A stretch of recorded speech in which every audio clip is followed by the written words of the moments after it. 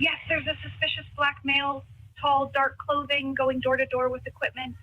No, but he looks suspicious. I don't know. He's trespassing. Probably casing homes, maybe planning to rob. The Saturday morning of September 23rd began like any other workday for Marcus Thompson, a 16-year-old teenager who had built a small lawn mowing business over the summer to save money for college. He woke up at 4:30 a.m., loaded his used lawnmower onto the small trailer behind his older brother's motorized bike, and set out for Oakwood Estates, a suburban neighborhood where several of his regular clients lived. But at 4:49 a.m., while Marcus pushed his mower across a perfectly normal lawn he had been hired and paid to cut, a neighbor would pick up her phone and make a call that would change both their lives forever. Her words, captured by her own Ring camera and broadcast live without her realizing it, would reveal racism so blatant and unjustified it would go viral within hours, costing her her job, her reputation, and exposing her to national ridicule. Marcus Thompson was exactly the kind of young person communities claimed they wanted to see: hardworking, entrepreneurial, responsible. He had started his lawn mowing business in early June with a borrowed mower from a neighbor and handmade flyers he had distributed across 3 different zip codes. His first customer had been Mrs. Patterson, an elderly lady who had been impressed by his politeness and willingness to do extra work like clearing flower beds without charging more. From there, word-of-mouth recommendations had built his client base to 18 regular lawns he maintained weekly or bi-weekly. Marcus charged fair prices, arrived on time, and did quality work that left lawns looking professionally maintained. He kept meticulous records of schedules and payments in a notebook he carried in his backpack, treating his small business with the seriousness of a full professional operation. The woman who would see Marcus working that morning and decide he looked suspicious was Carol Henderson, a 42-year-old woman who had moved to Oakwood Estates 8 months earlier. Carol worked in human resources for a mid-sized company and lived alone in a 2-story house she kept obsessively organized and secure. She had installed multiple Ring cameras around her property, constantly checked neighborhood security feeds, and had a history of making complaints about minor homeowners association rule violations. Her neighbors found her somewhat paranoid and overly concerned with problems that didn't exist, but until that morning, her quirks had been viewed as harmless, if irritating. Marcus was mowing the lawn of his regular client, Mrs. Patterson, who lived 3 houses down from Carol on the same street. He had arrived early because he had 8 lawns scheduled that Saturday and wanted to finish before afternoon heat made the work unbearable. Mrs. Patterson had given him a key to her garden shed so he could access an outlet for power tools without needing to bother her so early, an arrangement they had established months ago. Marcus was working methodically, using a gas-powered lawnmower that made reasonable noise, but nothing unusual for suburban yard work on an early morning. He wore earbuds playing music while he worked, completely unaware he was being watched. Carol woke to the sound of the lawnmower, looked out her window, and saw Marcus pushing the equipment across Mrs. Patterson's lawn. Something in her brain immediately decided this was suspicious. Maybe it was the early hour. Maybe it was the fact Marcus was black in a predominantly white neighborhood. Maybe it was simply that Carol operated on assumptions about who belonged and who didn't belong in her neighborhood based on race rather than actual behavior. Whatever the reason, instead of continuing with her morning or simply asking Mrs. Patterson about the young man cutting her lawn, Carol picked up her phone and called 911. What Carol didn't know was that her own Ring camera was recording everything. She had set the settings to automatically record when it detected motion or when she used her phone near the front door, intending to capture evidence of any suspicious activity. But that morning, the camera would capture something completely different. It would record Carol standing at her door, phone pressed to her ear, watching Marcus work while she reported a suspicious black male in her neighborhood. And because Carol had connected her Ring to a neighborhood sharing service where recordings were automatically uploaded to community feeds, her call to police about Marcus would be broadcast live to dozens of neighbors before she realized what she had done. The camera began recording evidence that would become undeniable proof of racial profiling, and Carol's call would be the audio evidence that condemned her. Carol's call to 911 was captured in clear, crisp audio by her own Ring camera, every word preserved in digital recording that would later be dissected by millions of viewers. She reported there was a suspicious black male in her neighborhood operating lawn equipment at an unusual hour, suggesting he might be stealing equipment or planning to break into homes. The dispatcher asked if she had witnessed any actual crime or if the individual had attempted to enter any property. And Carol admitted no, but insisted something about the situation didn't feel right. She described Marcus using terms that revealed her racist assumptions, referring to him as looking out of place in the neighborhood, noting he didn't seem like the type of person who would normally provide lawn services in the area. The dispatcher, trained to take citizen reports at face value, dispatched a patrol unit to check out the situation. Marcus remained completely oblivious to the fact police had been called. He finished mowing straight lines across Mrs. Patterson's lawn, shut off the mower, and began edging along the sidewalk with a string trimmer. He was focused on doing clean, professional work, the kind of attention to detail that kept his clients happy and generated referrals. Mrs. Patterson, still asleep inside her house, had no idea her trusted service provider was about to be confronted by police because a paranoid neighbor had decided a black teenager working constituted suspicious activity. The morning was peaceful, the sun beginning to rise above well-maintained houses, birds singing in trees, completely normal except for what was about to happen. Meanwhile, Carol's Ring camera feed was being automatically broadcast to the Oakwood Estates Neighborhood Security app, a platform where residents shared alerts about suspicious activity and safety concerns. Dozens of neighbors who had enabled notifications received alerts that Carol had posted new content. Several of them clicked to watch and were shocked by what they saw and heard. The recording showed Carol clearly visible at her door making the call, and the audio captured her exact words as she described Marcus to dispatchers. Neighbors could see Marcus working peacefully in the background of the video, clearly engaged in legitimate yard work, while hearing Carol characterize him as suspicious and potentially dangerous. A neighbor, Jennifer Wu, who lived on the adjacent street and had hired Marcus herself last month, immediately recognized the young man in the video. She knew exactly who he was, knew about his lawn mowing business, and knew Mrs. Patterson was one of his regular clients. Jennifer felt her anger rising as she watched Carol make racist assumptions about a hard-working teenager who was simply doing his job. She posted a comment on the neighborhood feed identifying Marcus, explaining he had a legitimate landscaping business, and noting Carol was racially profiling a child. Other neighbors who knew Marcus or had seen him working in the neighborhood before began adding their own comments, defending him and condemning Carol for wasting police resources and harassing an innocent young man. Carol, checking her phone after making the 911 call, saw the notifications exploding on her neighborhood app and realized with growing horror that her Ring camera had broadcast everything. She tried to delete the recording, but the platform had already created copies that other neighbors had downloaded and begun sharing on personal social media. The video was spreading beyond her control, being shared in Facebook groups, sent through text messages, and uploaded to platforms like Twitter and TikTok by outraged neighbors who wanted to expose what she had done. Within minutes, the evidence of Carol's racial profiling was going viral locally and would soon reach national audiences. The police car arrived in the neighborhood about 7 minutes after Carol's call. 2 officers, both white, exited their vehicle and began walking toward where Marcus was working. Marcus saw the officers approaching and his heart immediately sank with that familiar feeling of fear and frustration many young black men know when police appear for no apparent reason. He turned off his string trimmer, removed his earbuds, and stood still waiting, his mind racing through what could have triggered this. He hadn't done anything wrong, was on a client's property with permission, doing work he was being paid for. But still here were police approaching him with the body language of people investigating suspicious activity. The unfairness of it was overwhelming, but Marcus knew he had to remain calm and cooperative, that anything less than perfect compliance could escalate into something dangerous. The 2 officers approached Marcus cautiously, hands near their utility belts, treating the situation as if they were responding to a potential crime call rather than checking on a teenager mowing grass.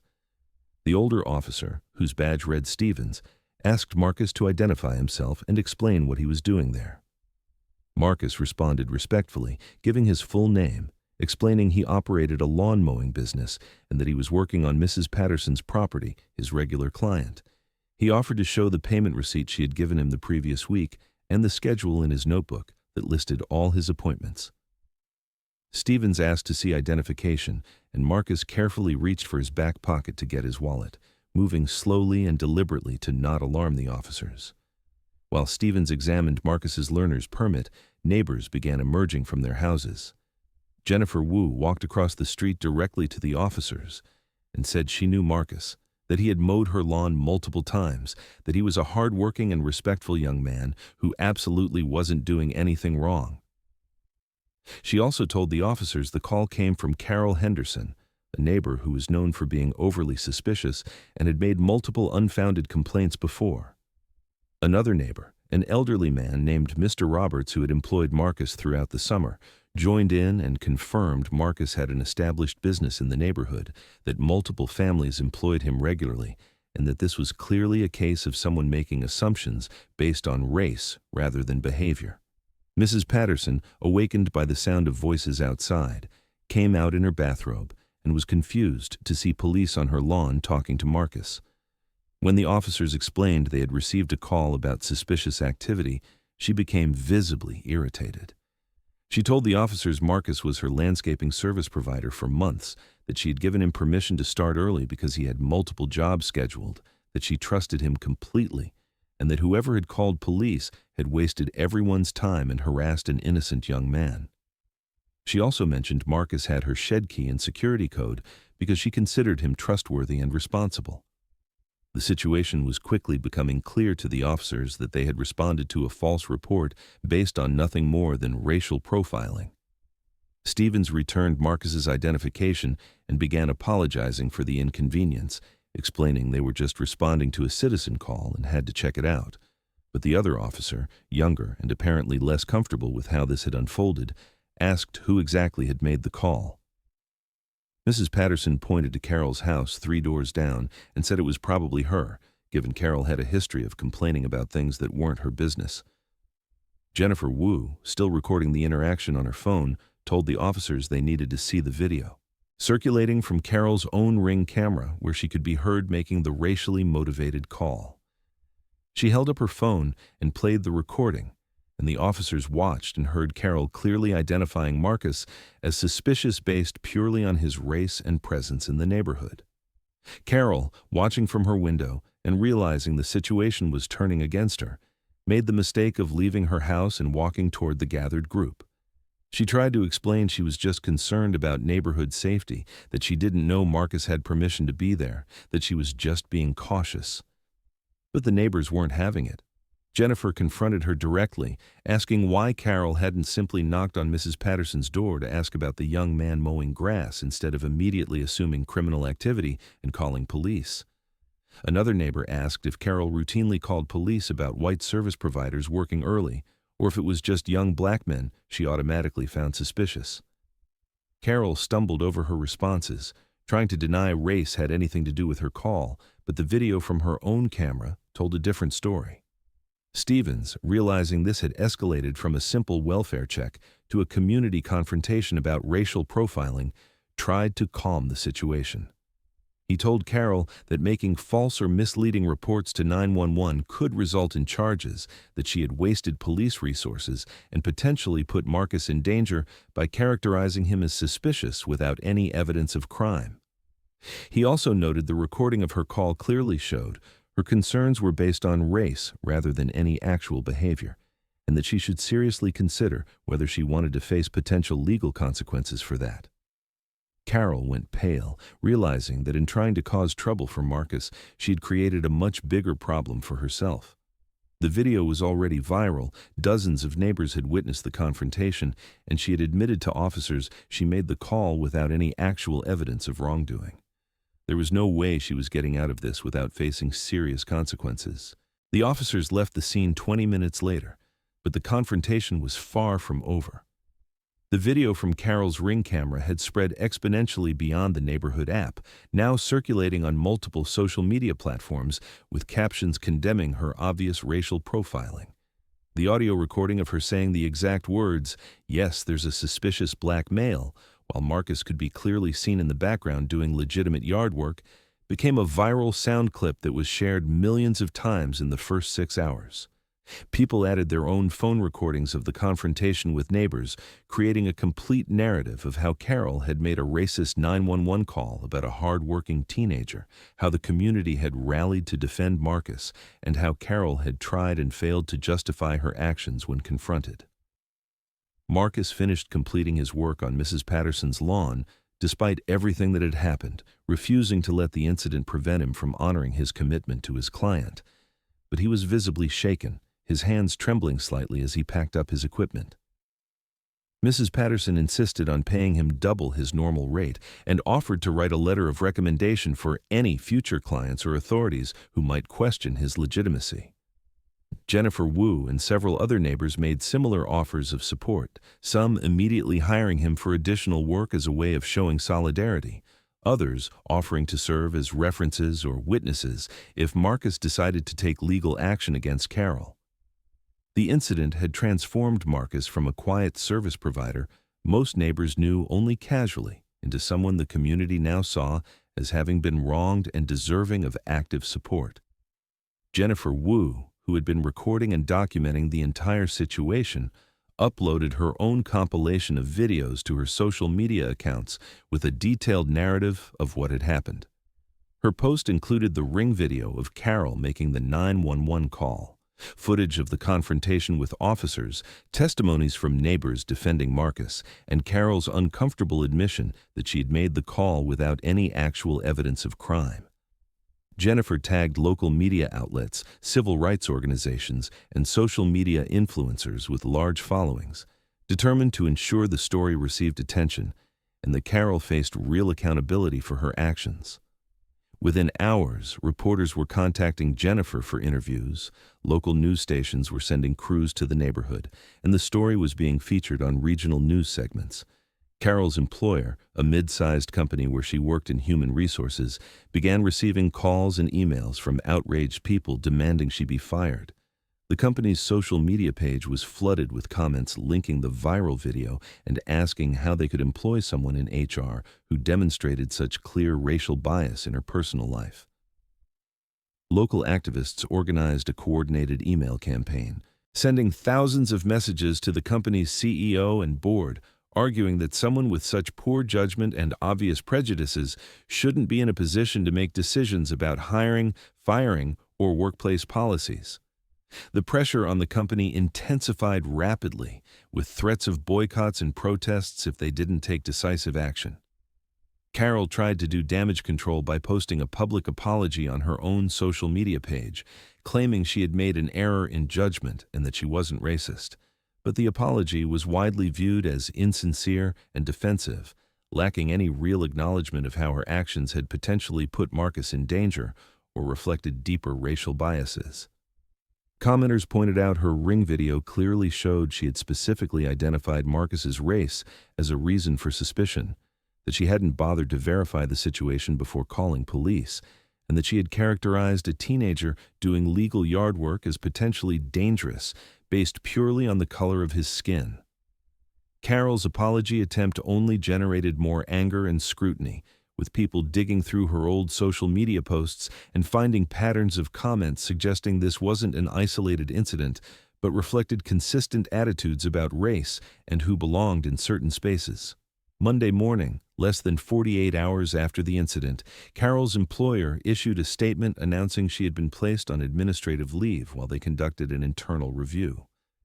The statement emphasized the company had zero-tolerance policies for discrimination and that they took all allegations of bias seriously. But the public pressure didn't abate, with advocates arguing administrative leave wasn't enough, that Carol needed to be fired completely, given she worked in HR and would be responsible for evaluating candidates and employees from diverse racial backgrounds. The police department also initiated its own review of Carol's call, considering whether to file charges for falsely reporting an emergency or misusing the 911 system, misdemeanors that carried potential fines and jail time. The story exploded nationally within 3 days, with major media outlets covering what quickly became known as the suspicious lawn mower incident. Carol's Ring camera video was replayed on national news programs, dissected on political commentary shows, and became the subject of discussion in conversations about racial profiling and how unconscious bias manifests in everyday actions.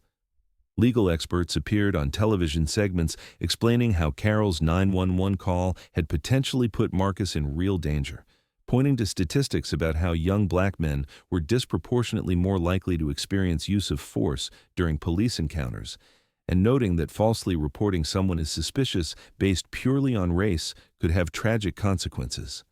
Carol herself became a viral symbol of everyday racism, her face and voice recognizable to millions as the woman who called police on a teenager mowing grass. Marcus was invited to appear on multiple local and national news programs to tell his story. With his parents beside him providing support, he spoke calmly but emotionally about how it felt when he saw police approaching him while he was simply working, about the fear that shot through his body, knowing he had done nothing wrong but could still end up arrested or worse based on someone's racist assumptions. He talked about building his lawn mowing business as a way to learn responsibility and save for college, about how he took pride in providing good service to his clients, and about how the incident made him question whether he would always be seen as suspicious, regardless of what he achieved or how respectfully he behaved. His words resonated with millions of viewers, particularly other young black people who had experienced similar situations of being racially profiled while doing completely normal activities. Carol's company made the decision to fire her permanently 1 week after the incident, issuing a public statement that said her actions were incompatible with the company's values and that someone demonstrating such clear racial bias could not effectively serve in a human resources role. The statement also announced the company was implementing additional mandatory implicit bias training for all employees and reviewing their hiring and promotion policies to ensure equity. Carol's firing made headlines of its own, with some applauding the company for taking decisive action, while others argued cancel culture had gone too far, that she was being disproportionately punished for a single mistake. But the video evidence made it difficult for even critics to argue Carol had been wronged, given her own words and actions had been captured in irrefutable recording. The police department completed its review of Carol's 911 call and decided to file charges for falsely reporting an emergency, a misdemeanor that in their state carried fines up to $1,000 and potential jail time up to 6 months, the district attorney explained at a press conference that making false reports to 911 wasted critical law enforcement resources, potentially put innocent people in danger, and undermined public trust in the emergency system. He specifically noted that Carol's call had characterized Marcus as suspicious without any factual basis, that she had made assumptions based purely on race, and that such actions had real consequences both for individuals being falsely reported and for communities experiencing systematic racial profiling. Carol was summoned to appear in court and faced the prospect of a criminal record that would follow her for the rest of her life. Civil rights organizations, including the NAACP and ACLU, issued statements using Marcus's case to highlight broader issues of weaponizing the 911 system against black people. They pointed to a growing pattern of incidents where white individuals called police reporting black people doing completely legal everyday activities like barbecuing in parks, selling lemonade, entering their own apartments, or in this case, mowing lawns for paying clients. These organizations used the media attention around Marcus's story to push for legislation that would make falsely or misleadingly reporting based on race a hate crime with more severe penalties, arguing such calls were a form of racial harassment that exploited law enforcement as a weapon against minorities. The Oakwood Estates neighborhood experienced its own divisions and debates following the incident. Most residents supported Marcus and condemned Carol, with some organizing a community vigil where neighbors shared stories about positive interactions with Marcus and expressed shame that such blatant racial profiling had happened in their community. but a small minority defended Carol, arguing she had a right to report activity that made her feel uncomfortable, regardless of whether it turned out to be innocent. The critics were ignoring legitimate neighborhood safety concerns in favor of political correctness. These defenders quickly found themselves isolated and criticized by other neighbors who pointed out that feeling uncomfortable about a black teenager working wasn't a legitimate safety concern, but precisely the definition of racial bias that needed to be confronted rather than justified. The Oakwood Estates Homeowners Association held an emergency meeting to address the incident and its aftermath. The meeting attracted record attendance, with residents split between those demanding the HOA take a public stance against racial profiling and implement policies to prevent future incidents, and a smaller minority concerned such action might inhibit residents from reporting genuine safety concerns. After hours of sometimes heated debate, the HOA voted to add explicit language to their community guidelines, stating that racial profiling of service providers, visitors, or residents would not be tolerated, that complaints based on race rather than actual behavior could result in fines or other sanctions, and that the association would provide educational resources about implicit bias to all residents. The meeting also resulted in a community fundraiser for Marcus, with neighbors contributing over $15,000 to his college fund as a way of showing support and partially compensating for the trauma he had experienced. Carol's criminal case was resolved 3 months after the incident through a plea deal, where she pleaded guilty to falsely reporting an emergency in exchange for 1-year probation, 100 hours of community service specifically working with racial justice organizations, a $1,000 fine, and mandatory participation in a 6-month racial bias education program. The judge presiding over the case made harsh remarks during sentencing, noting Carol's call had wasted valuable police resources, potentially put an innocent young man in danger, and perpetuated exactly the kind of racial profiling communities were trying to eradicate. The judge also noted that while Carol had lost her job and faced public humiliation, Marcus had to live with the trauma of being treated like a criminal simply for working, a burden he would carry long after Carol's probation terms expired. The sentencing sent a message that weaponizing the 911 system against people based on race would have real legal consequences. Carol tried to rebuild her life after the incident, but found the viral video had made her effectively unemployable in her area and field. Every job search ended with interviewers recognizing her name or finding the video during background checks, and opportunities evaporated once employers realized who she was. She eventually moved to a different state and changed careers entirely, working in an entry-level administrative role that paid a fraction of her previous HR salary.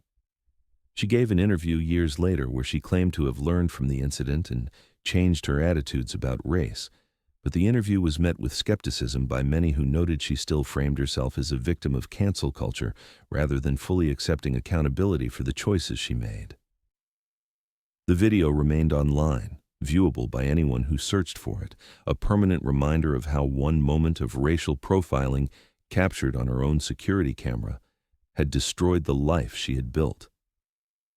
Marcus continued his lawn mowing business through the rest of the summer and into fall, but found the incident had changed him profoundly. He became hyper-aware during every job, always checking around to see if anyone was watching him with suspicion, always half expecting police might show up again based on someone else's racist assumptions.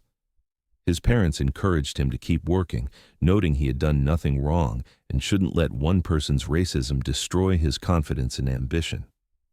The community support helped significantly, with existing clients demonstrating increased loyalty and new clients specifically seeking him out after hearing his story. The college fund established by neighbors grew to over $50,000 through continued donations from people across the country who wanted to show support and help ensure the incident didn't impede his educational goals. The media attention around the case led to multiple opportunities for Marcus he had never anticipated. He was invited to speak at community events about his experiences, sharing his story with audiences ranging from youth groups to racial justice conferences. A national lawn equipment company reached out and offered to sponsor his business with professional-grade equipment, transforming his operation from a used mower and borrowed tools into a complete professional setup that allowed him to expand his services and charge competitive rates. A civil rights group recruited him as a youth spokesperson for their campaign against weaponizing 911, using his story to illustrate why stronger legislation was needed to prevent false reports based on race. Marcus navigated these new responsibilities while maintaining his grades in school, determined not to let either the trauma of the incident or the opportunities that followed derail him from his original educational goals. The Ring camera video became one of the most widely discussed examples of how residential surveillance technology could inadvertently document racial profiling.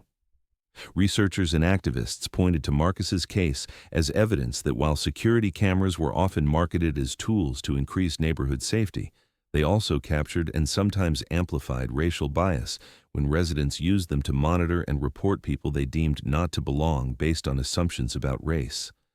The irony of Carol essentially recording and broadcasting her own misconduct became a common talking point in conversations about accountability and how technology could both expose and perpetuate racial inequality. Some police departments began using the video in training, showing dispatchers how to recognize when callers might be making reports based on bias rather than genuine safety concerns, and training officers on how to approach such situations with appropriate skepticism about the caller's credibility. The Oakwood Estates Homeowners Association implemented the policy changes they had promised, becoming one of the first HOAs in the state to formally adopt anti-profiling guidelines. The new policies required that any resident making multiple unfounded reports about service providers or visitors would face progressive fines and potential legal action from the association. The HOA also established a partnership with local civil rights organizations to provide bias education workshops to residents, sessions that became surprisingly well attended as neighbors grappled with their own assumptions and worked to create a more inclusive community. Marcus's case had forced uncomfortable but necessary conversations about who was assumed to belong in suburban spaces and how unconscious bias manifested in everyday actions, like deciding who looked suspicious. Lawmakers in multiple states introduced legislation nicknamed Karen laws, a play on Karen, the slang term for white women who made racially motivated complaints, that would make falsely reporting activity based on racial bias a hate crime with enhanced penalties. Proponents used Marcus's case as an example of why such legislation was necessary, arguing that misusing the 911 system to harass people based on race was a form of intimidation that needed to be taken as seriously as other forms of bias-motivated crimes. Opponents argued such laws could create a chilling effect on residents reporting genuine safety concerns, but advocates countered that calling police on a teenager mowing grass had never been a genuine safety concern. It was pure racial profiling that Carol only faced consequences for because of the irrefutable video evidence. Marcus graduated from high school with honors 3 years after the incident, having maintained his landscaping business throughout that time while excelling academically. His college application essay about the experience of being racially profiled while working was cited by multiple admissions counselors as one of the most powerful personal accounts they had read, demonstrating both resilience in the face of injustice and intellectual growth in processing traumatic experiences. He was accepted to his first-choice college with a full scholarship, combining the community fund neighbors had established with his own savings from his landscaping business. At his high school graduation ceremony, the principal specifically mentioned his story as an example of how students could transform adversity into advocacy, how one moment of injustice could become a catalyst for broader change. Mrs. Patterson, Marcus's original client whose lawn he had been mowing when Carol called police, remained one of his biggest supporters until she passed away 4 years after the incident. In her will, she left an additional $5,000 to Marcus's college fund with a note saying she was proud of the young man he had become and ashamed that her own neighborhood had treated him so poorly. Jennifer Wu, the neighbor who had first documented and shared the incident, became a racial justice activist, working specifically on issues of how surveillance technology intersects with racial profiling. She frequently told Marcus's story as an example of why witnesses needed to intervene when they saw injustice happening, why documentation through video mattered, and why communities needed to be willing to hold their own members accountable when they perpetuated racism. The lasting legacy of the incident extended far beyond Marcus's individual story or Carol's consequences. It became a cultural reference point, mentioned whenever conversations about weaponizing 911 against black people arose, cited in policy debates about police reform and bias prevention, used in corporate trainings on recognizing and confronting racial profiling. The video remained one of the clearest and most indefensible examples of everyday racial profiling caught on camera. Impossible to explain away or justify because it literally showed a teenager doing completely legal yard work being reported to police for no reason other than his race. For black communities, it offered validation of experiences they had long reported but were often dismissed or minimized. For white communities, it forced confrontation with the fact that racial profiling wasn't just about police officers, but about ordinary citizens making decisions about who looked suspicious based on conscious or unconscious racial bias. Marcus occasionally reflected on that Saturday morning and how one person's racism had fundamentally changed the trajectory of his life. He had lost a certain innocence that day, the belief that working hard and following rules would protect him from being seen as a threat. But he had also gained something unexpected. A platform to make a difference, a community of supporters who rallied around him, and a deeper understanding of systemic issues he could now work to address. The incident had taken something from him, but it had also given him purpose and perspective that would shape the man he would become. And Carol's Ring camera, meant to protect her from perceived threats, had instead captured a real threat, not in the form of a black teenager mowing grass, but in the form of her own racial profiling that the video preserved forever as evidence of injustice and a reminder that accountability sometimes comes from the most unlikely sources.